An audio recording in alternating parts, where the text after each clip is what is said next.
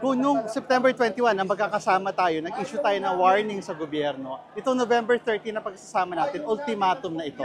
Sinasabi natin sa administrasyon na bilisan nila yung paghuli sa mga nagnakaw, yung pagkulong sa mga nagnakaw, pagbawi sa mga ninakaw, at kinakailangan dapat bilisan nila yung political reform. Kaya nananawagan tayo sa akbayan na dapat ipasa sa lalo madaling panahon ang Anti-Political Dynasty Bill, kasama doon yung Independent Commission Against Infrastructure Corruption. Yan lang yung paraan para matiyak na hindi na uli maulit itong grabeng pagnanakaw sa kaban ng bayan.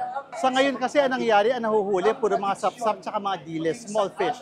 Ang gusto natin mahuli, maaresto, makulong yung mga big fish, yung mga mastermind, yung mga balyena na trilyon-trilyon ang ninakaw sa atin. Ano yung timeline? Dapat hindi matagal. Kasi ang mangyayari dyan kapag nagtagal ito, kadalasan nakakalusot ang mga may sala. So dapat mabilis ang prosecution, dapat matibay ang makokolektang ebidensya at kailangan ng political will ng gobyerno.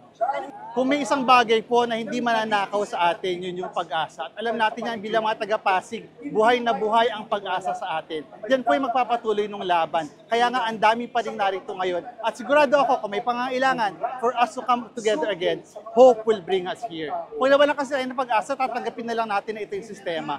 Hanggat may pag-asa, lalaban tayo para sa mas magandang Pilipinas.